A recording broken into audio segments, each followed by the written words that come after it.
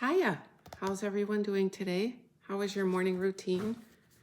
Your morning routine consists of leaving your electronic where it is, getting yourself out of bed. First thing you'd like to do is just take some deep breaths of fresh air from outside. Open your window, open your door, let the fresh air in, the yucky night air out. Just take some deep, dark breaths. If you can, and you're dressed for it, you can step outside on Mother Earth, ground yourself, and just say your I am statements. I am going to have a great day. I am anything. I am funny. I am happy. I am looking forward to this. I am going to have good songs in the car when I go to work. And then your gratitude statements. What are you grateful for? You can just look around your yard and figure out what you're grateful for. Green grass, rain that makes things grow. I'm grateful for my coffee that's waiting for me. I'm grateful for my job, coworkers, laughing, anything. Set the tone for your day. Set the tone. I'm still doing my 7 minutes on the floor. Usually do it at lunch because that's when I need a pick-me-up.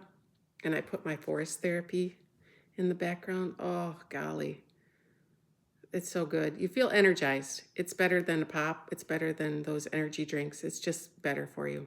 Get in the habit of that. Okay, let's do a friendly reminder. Once you realize you can do it alone, you become a very powerful person. Realizing that you can do things on your own can be empowering and give you a sense of self-worth and self-sufficiency. It can help you become more confident in your abilities and trust your decision-making. When you can rely on yourself, you can take on new challenges and opportunities. Think about that time when you started something new, like I'm at my new job and there's new things that I have to do, like with insurance and taking payments and that kind of stuff. And I've always asked for help. So I've decided, I can do it myself. And if I screw up, somebody's there. But if I can make it through, then I learned. But everyone learns from their mess ups, don't you? Look back at all the times you messed up and you learned because you did it yourself.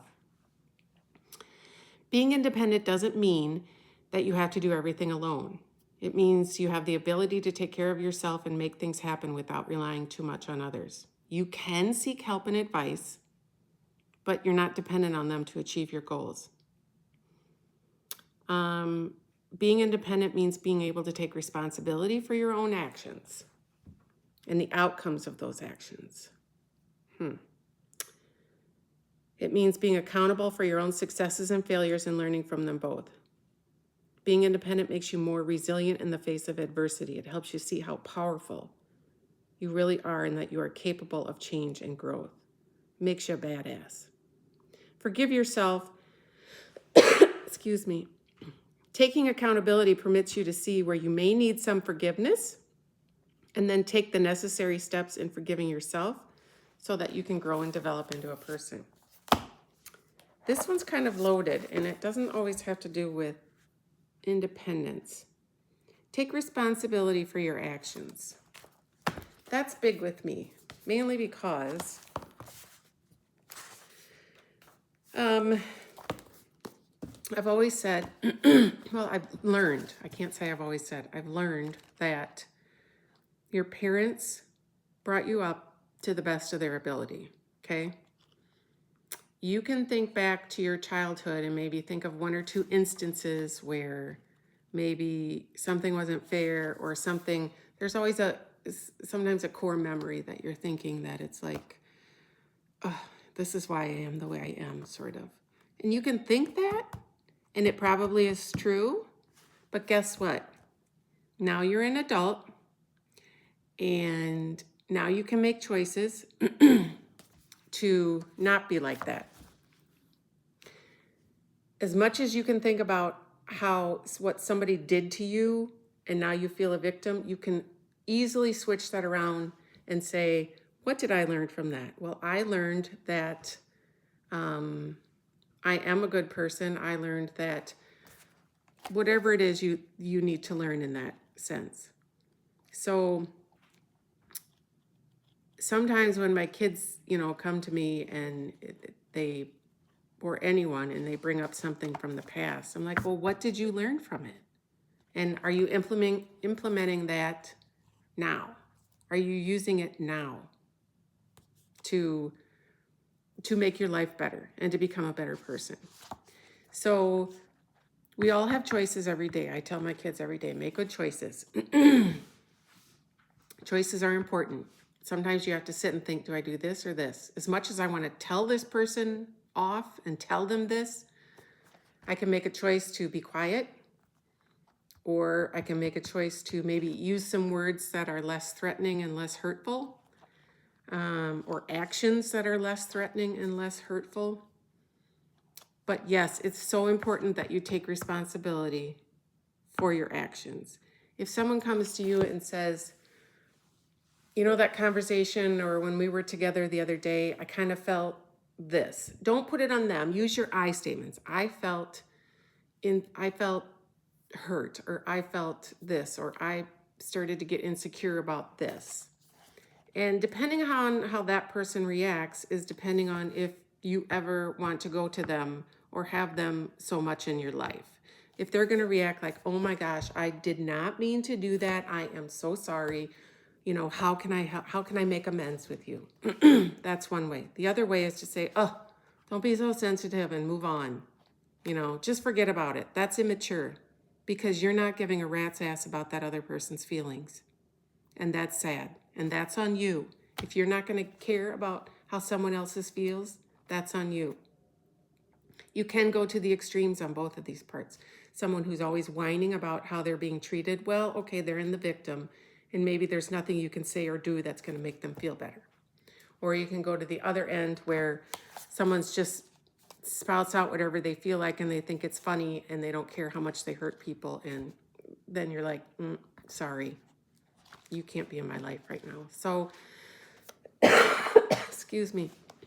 It's all about taking responsibility for your actions, becoming independent about how you feel and how you want to be treated. You surround yourself. You have choices. Surround yourself with people who are going to be good for you, help you grow and learn and appreciate and all the positive things. You have the choice to react or not react in a situation, because you can only control what you're going to say, not the other person. And the other thing too is you have to think, if somebody says something to you or acts in a certain way, I mean, really, that's on them. That's their problem. You almost have to look at them like, I feel sorry for you, because you really don't get it, do you? You don't get it. And you're missing that part of you, that emotional part that maybe could make you a better person. So just make some good choices today. So the card I picked was Voyage. It's different than a trip that you're going to go on. Kind of ties in with what we're talking today. A journey is coming.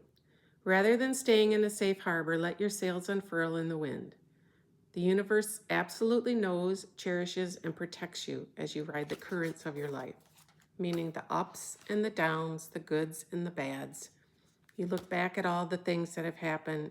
Now I know why that happened, and I'm so glad that happened. And I, like, when we were living on the farm, and that was just kind of a yucky time for me. I had 4 little kids. I lived a half hour from work, 40 minutes, half hour from my parents. It was good for the kids because they were on the farm, but it was hard for me. But I wouldn't trade that time for anything, because I built resilience. I built good connections with my in-laws and my mother-in-law. And yeah, that was a good time. I learned a lot of lessons from being out on that farm. So when I look back at that, I think, as difficult as it was to go through, I'm glad I went through it.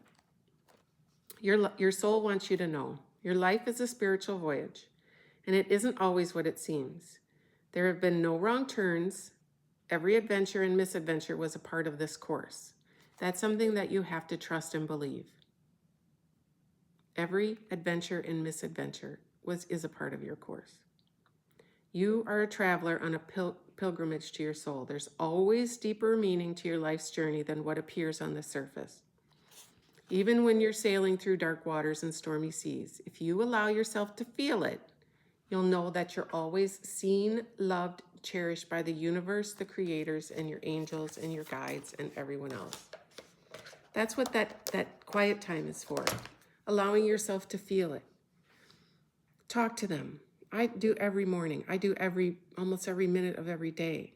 Like I say, I'm getting in my car. Please protect me from, please help me get there safely. I try to keep it positive. I don't say, please protect me from all accidents, but try to get me there safely. Or starting a new job today, or I am working on this project, or I really want to eat healthy today. Help me make good choices, or that kind of thing. They want to help. They want to be there with you. They're there for you, but you have to be quiet.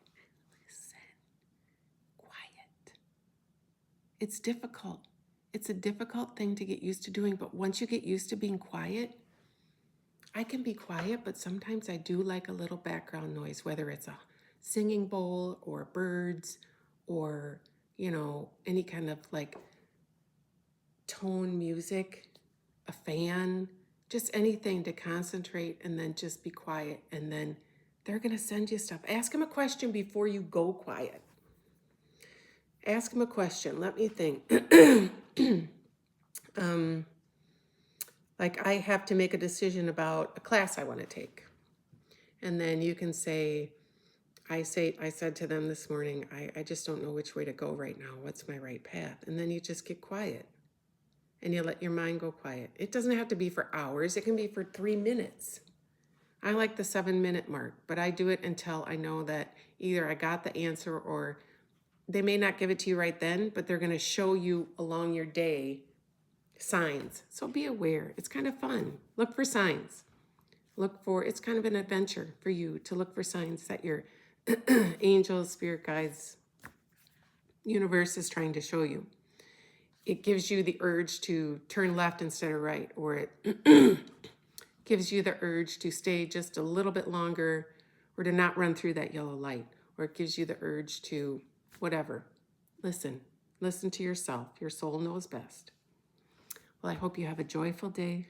I hope you please find that peaceful spot so you can listen. And I hope you laugh and laugh and laugh because laughter is good for the soul.